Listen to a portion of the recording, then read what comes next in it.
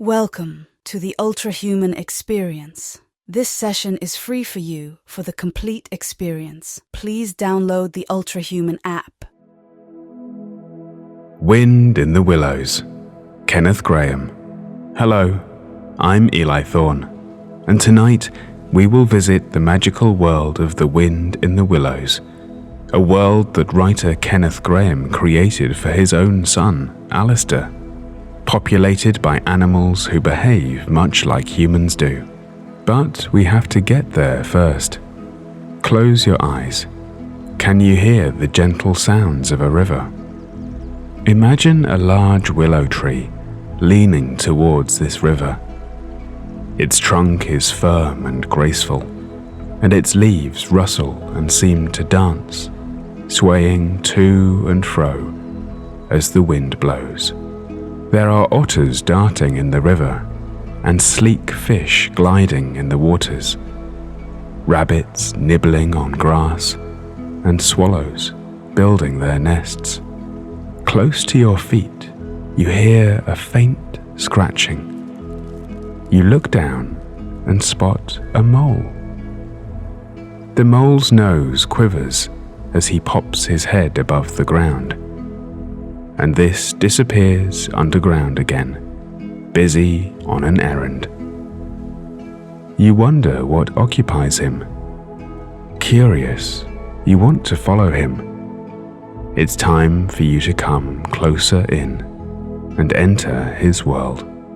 The mole had been working very hard all morning, spring cleaning his little home. First with brooms, then with dusters, then on ladders and steps and chairs, with a brush and a pail of whitewash, till he had dust in his throat and eyes, and splashes of whitewash all over his black fur, and an aching back and weary arms.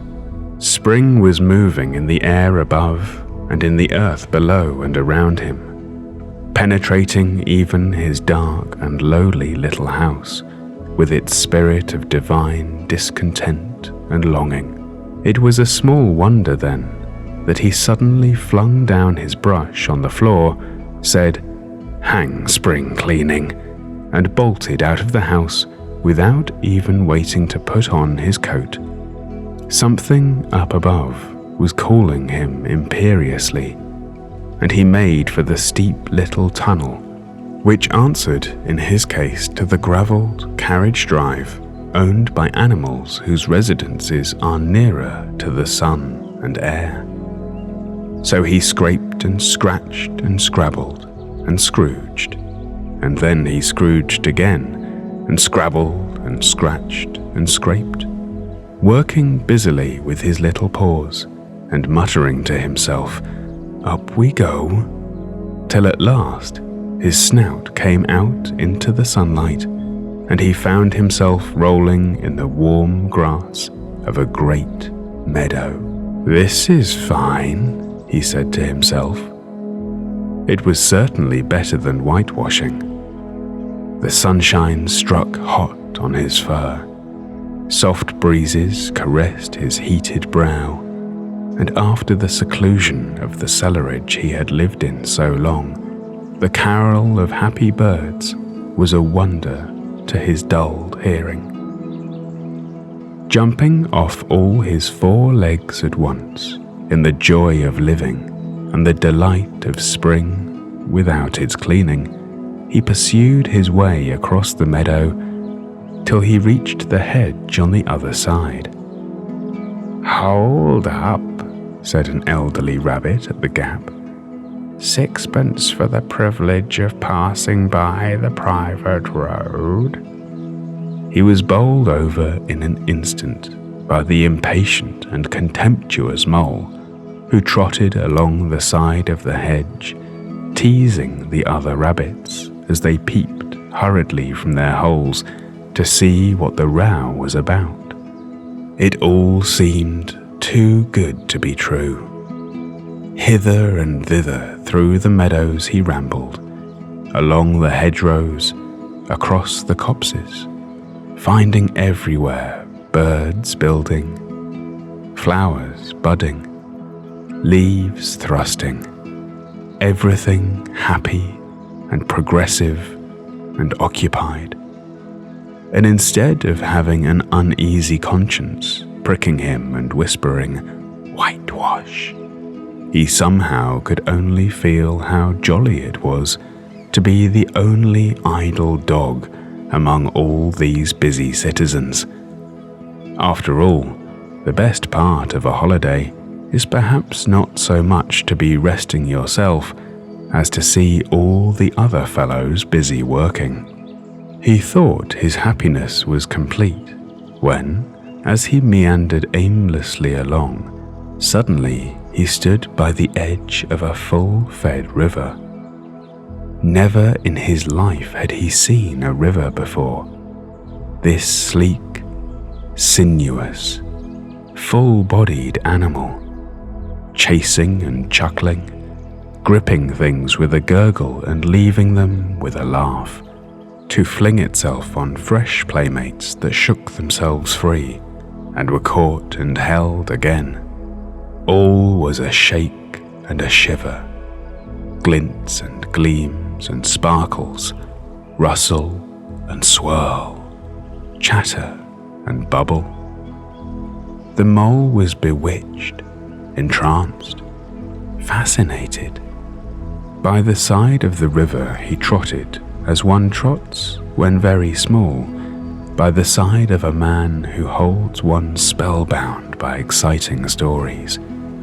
And when tired at last, he sat on the bank while the river still chattered onto him, a babbling procession of the best stories in the world, sent from the heart of the earth to be told at last to the insatiable sea. As he sat on the grass and looked across the river, a dark hole in the bank opposite, just above the water's edge, caught his eye, and dreamily he fell to considering what a nice, snug dwelling place it would make for an animal with few wants and fond of a bayou riverside residence, above flood level and remote from noise and dust. As he gazed, something bright and small seemed to twinkle down in the heart of it, vanished, then twinkled once more like a tiny star. But it could hardly be a star in such an unlikely situation, and it was too glittering and small for a glowworm. Then, as he looked, it winked at him, and so declared itself to be an eye, and a small face began gradually to grow up round it, like a frame round a picture. A brown little face with whiskers, a grave round face with the same twinkle in its eye that had first attracted his notice, small, neat ears and thick, silky hair. It was the water rat. Then the two animals stood and regarded each other cautiously. "Hello, Mole," said the water rat. "Hello, Rat," said the mole. "Would you like to come over?" inquired the rat presently. "Oh, it's all very well to talk," said the mole rather pettishly, he being new to a river and riverside life and its ways. The rat said nothing, but stooped and unfastened a rope and hauled on it, then lightly stepped into a little boat, which the mole had not observed. It was painted blue outside and white within, and was just the size for two animals, and the mole's whole heart went out to it at once, even though he did not yet fully understand its uses. The rat sculled smartly across and made fast. Then he held up his forepaw as the mole stepped gingerly down. "Lean on that," he said, and the mole, to his surprise and rapture, found himself actually seated in the stern of a real boat. "This has been a wonderful day," said he, as the rat shoved off and took to the sculls again. "Do you know, I've never been in a boat before in all my life." "What?" cried the rat, open-mouthed. "Never been in a... You never... Well, What have you been doing then?" "Is it so nice as all that?" asked the mole shyly, though he was quite prepared to believe it, as he leant back in his seat and surveyed the cushions, the oars, the rowlocks, and all the fascinating fittings, and felt the boat sway lightly under him. "Nice? It's the only thing," said the water rat solemnly, as he leant forward for his stroke. "Believe me, my young friend, there is nothing, absolute nothing, half so much worth doing as simply messing about in boats."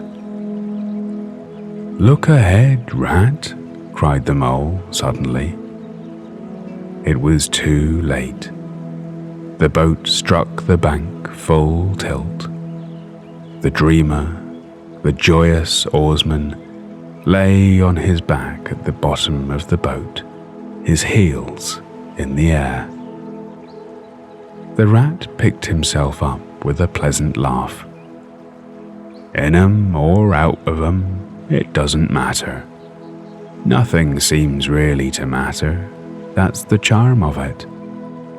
Whether you get away or whether you don't, whether you arrive at your destination or whether you reach somewhere else, or whether you never get anywhere at all, you're always busy and you never do anything.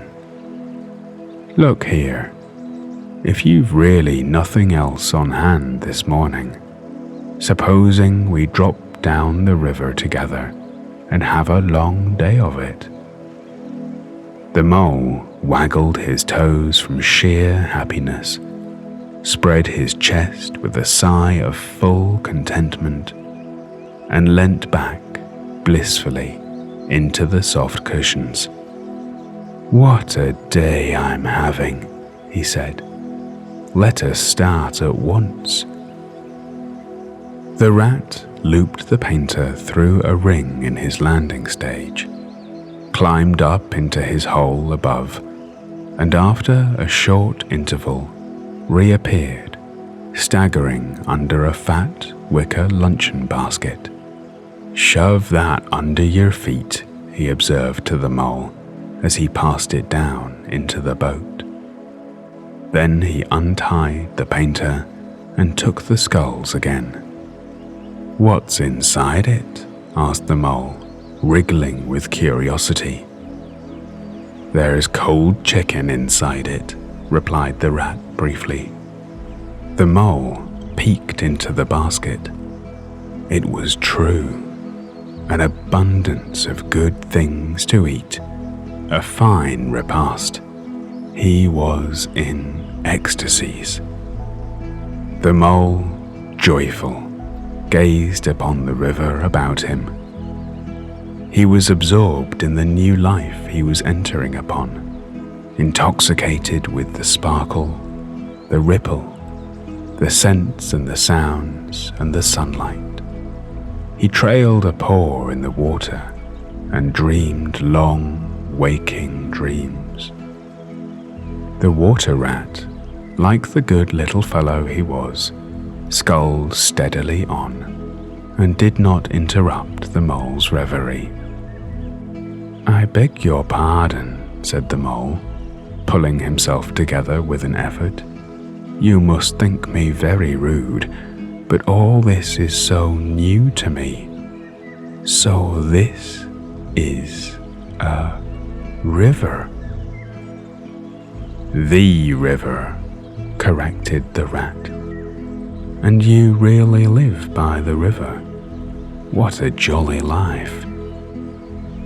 By it, and with it, and on it, and in it, said the rat. It's brother and sister to me, and aunts, and company, and food and drink, and naturally washing. It's my world, and I don't want any other. What it hasn't got is not worth having, and what it doesn't know is not worth knowing. But isn't it a bit dull at times? The mole ventured to ask. Just you and the river, and no one else to pass a word with. No one else to... Well, I mustn't be hard on you, said the rat with forbearance.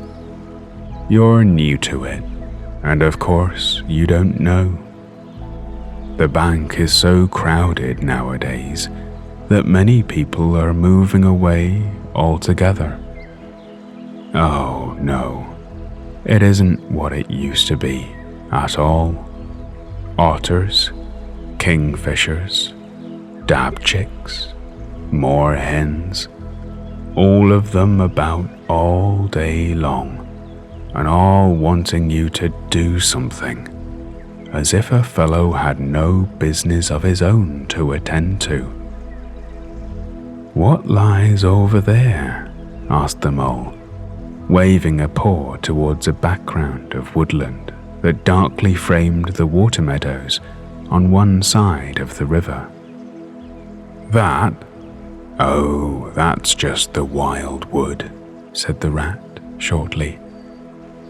We don't go there very much, we river bankers. Aren't they very nice people in there? Said the mole a trifle nervously. Well, replied the rat, let me see.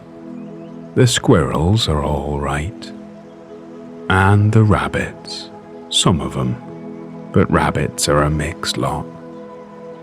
And then there's Badger, of course. He lives right in the heart of it.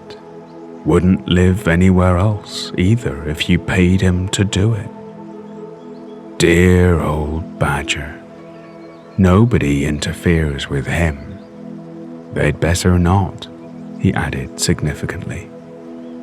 And beyond the wild wood again, he asked, where it's all blue and dim, and one sees what may be hills, or perhaps they mayn't, and something like the smoke of towns? Or is it only cloud drift? Beyond the wild wood comes the wide world, said the rat. And that's something that doesn't matter, either to you or me. I've never been there, and I'm never going, nor you either, if you've got any sense at all. Don't ever refer to it again, please. Now then, here's our backwater at last, where we're going to lunch. Leaving the main stream, they now passed into what seemed at first sight like a little landlocked lake. Green turf sloped down to either edge. Brown, snaky tree roots gleamed below the surface of the quiet water, while ahead of them the silvery shoulder and foamy tumble of a weir, arm in arm with a restless, dripping mill wheel, that held up in its turn a grey-gabled mill house, filled the air with a soothing murmur of sound, dull and smothery, yet with little clear voices speaking up cheerfully out of it at intervals. It was so very beautiful. The rat brought the boat alongside the bank, made her fast, helped the still awkward mole safely ashore, and swung out the luncheon basket. The mole begged as a favor to be allowed to unpack it all by himself, and the rat was very pleased to indulge him, and to sprawl at full length on the grass and rest, while his excited friend shook out the tablecloth and spread it, took out all the mysterious packets one by one, and arranged their contents in due order. When all was ready, the rat said, "Now pitch in, old fellow," and the mole was indeed very glad to obey, for he had started his spring cleaning at a very early hour that morning, as people will do, and had not paused for bite or sup, and he had been through a very great deal since that distant time, which now seemed so many days ago. "What are you looking at?" said the rat presently, when the edge of their hunger was somewhat dulled, and the mole's eyes were able to wander off the tablecloth a little. "I am looking," said the mole, "at a streak of bubbles that I see travelling along the surface of the water." "Bubbles? Oh ho," said the rat, and chirruped cheerily in an inviting sort of way. A broad, glistening muzzle showed itself above the edge of the bank, and the otter hauled himself out and shook the water from his coat.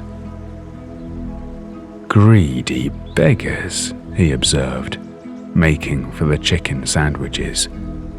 "Why didn't you invite me, Ratty?" "This was an impromptu affair," explained the rat. "By the way, my friend, Mr. Mole."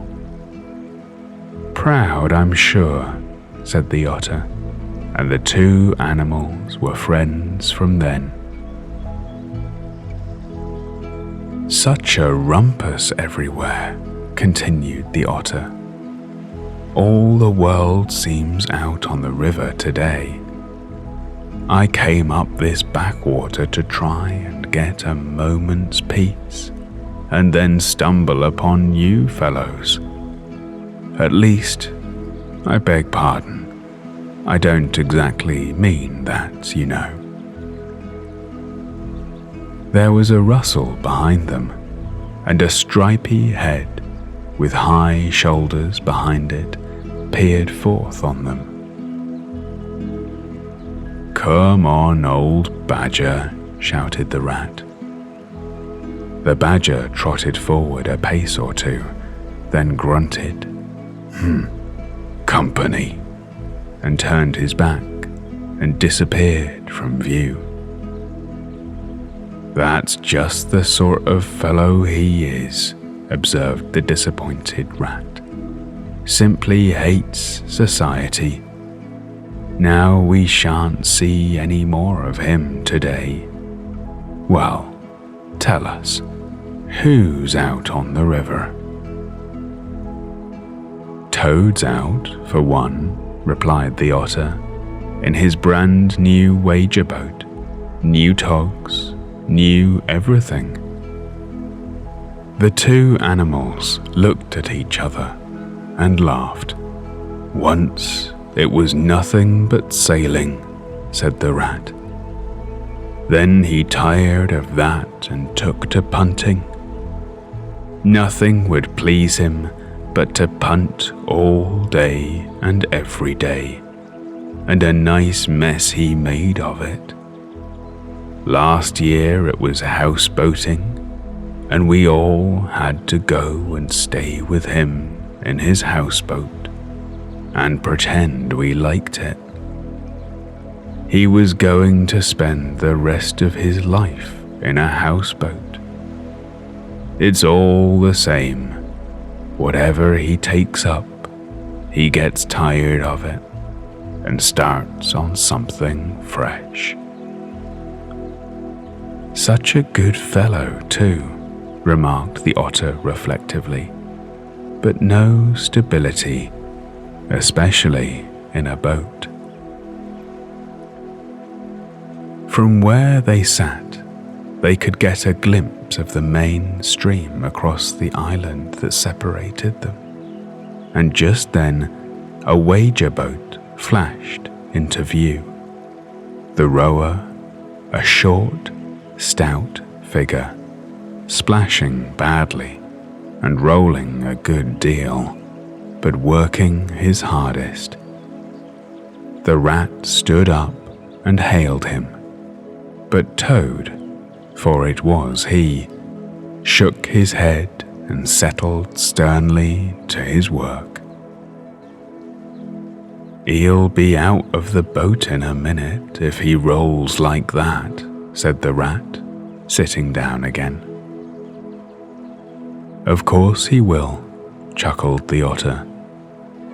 "Did I ever tell you that good story about Toad and the lockkeeper? It happened this way. Toad, an errant mayfly, swerved unsteadily over the current in the intoxicated fashion. A swirl of water, and the mayfly was visible no more. Neither was the otter. The mole looked down. The voice was still in his ears, but the turf whereon he had sprawled was clearly vacant. Not an otter to be seen as far as the distant horizon. But again, there was a streak of bubbles on the surface of the river. The rat hummed a tune, and the mole recollected that animal etiquette forbade any sort of comment on the sudden disappearance of one's friends at any moment, for any reason or no reason whatever. "Well, well," said the rat, "I suppose we ought to be moving. I wonder which of us had better pack the luncheon basket." "Oh, please let me," said the mole. So, of course, the rat let him. Packing the basket was not quite such pleasant work as unpacking the basket. It never is. But the mole was bent on enjoying everything. And although just when he had got the basket packed and strapped up tightly, he saw a plate staring up at him from the grass, and when the job had been done again, the rat pointed out a fork which anybody ought to have seen, and last of all, behold, the mustard pot, which he had been sitting on without knowing it. Still, somehow, the thing got finished at last, without much loss of temper. The afternoon sun was getting low as the rat sculled gently homewards in a dreamy mood, murmuring poetry things over to himself and not paying much attention to Mole. But the mole was very full of lunch and self-satisfaction and pride, and already quite at home in a boat, so he thought, and was getting a bit restless besides. And presently he said, "Ratty, please, I want to row now." The rat shook his head with a smile. "Not yet, my young friend," he said. "Wait till you've had a few lessons. It's not so easy as it looks." The mole was quiet for a minute or two. But he began to feel more and more jealous of Rat, sculling so strongly and so easily along, and his pride began to whisper that he could do it every bit as well.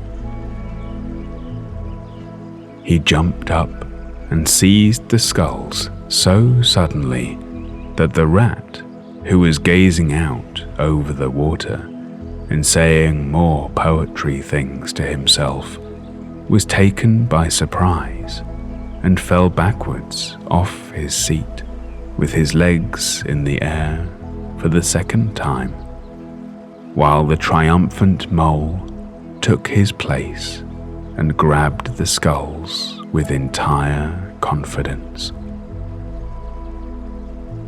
"Stop it, you silly ass," cried the rat from the bottom of the boat. "You can't do it. You'll have us over." The mole flung his sculls back with a flourish and made a great dig at the water. He missed the surface altogether. His legs flew up above his head, and he found himself lying on the top of the prostrate rat. Greatly alarmed, he made a grab at the side of the boat, and the next moment, over went the boat, and he found himself struggling in the river. Oh my, how cold the water was, and oh, how very wet it felt. How it sang in his ears as he went down, down, down. How bright and welcome the sun looked as he rose to the surface, coughing and spluttering. How black was his despair when he felt himself sinking again. Then a firm paw gripped him by the back of his neck. It was the rat, and he was evidently laughing. The mole could feel him laughing, right down his arm and through his paw, and so into his, the mole's, neck. The rat got hold of a skull and shoved it under the mole's arm. Then he did the same by the other side of him, and, swimming behind, propelled the helpless animal to shore, hauled him out, and set him down on the bank, a squashy, pulpy lump of misery. When the rat had rubbed him down a bit and wrung some of the wet out of him, he said, "Now then, old fellow, trot up and down the towing path as hard as you can till you're warm and dry again, while I dive for the luncheon basket." So the dismal mole, wet without and ashamed within, trotted about till he was fairly dry, while the rat plunged into the water again, recovered the boat, righted her and made her fast, fetched his floating property to shore by degrees, and finally dived successfully for the luncheon basket and struggled to land with it. When all was ready for a start once more, the mole, limp and dejected, took his seat in the stern of the boat, and as they set off, he said in a low voice, broken with emotion, "Ratty, my generous friend, I am very sorry indeed for my foolish and ungrateful conduct. My heart quite fails me when I think how I might have lost that beautiful luncheon basket. Indeed, I have been a complete ass, and I know it. Will you overlook it this once and forgive me, and let things go on as before? That's all right, bless you, responded the rat cheerily. What's a little wet to a water rat? I'm more in the water than out of it most days. Don't you think any more about it? And look here, I really think you had better come and stop with me for a little time. It's very plain and rough, you know, not like Toad's house at all, but you haven't seen that yet. Still, I can make you comfortable, and I'll teach you to row and to swim, and you'll soon be as handy on the water as any of us. The mole was so touched by his kind manner of speaking that he could find no voice to answer him, and he had to brush away a tear or two with the back of his paw. But the rat kindly looked in another direction, and presently the mole's spirits revived again, and he was even able to give some straight back talk to a couple of moorhens who were sniggering to each other about his bedraggled appearance. When they got home, the rat made a bright fire in the parlour and planted the mole in an armchair in front of it, having fetched down a dressing gown and slippers for him, and told him river stories till supper time. Supper was a most cheerful meal, but very shortly afterwards, a terribly sleepy mole had to be escorted upstairs by his considerate host to the best bedroom, where he soon laid his head on his pillow in great peace and contentment, knowing that his new-found friend, the river, was lapping the sill of his window. This day was only the first of many similar ones for the emancipated mole, each of them longer and full of interest as the ripening summer moved onward.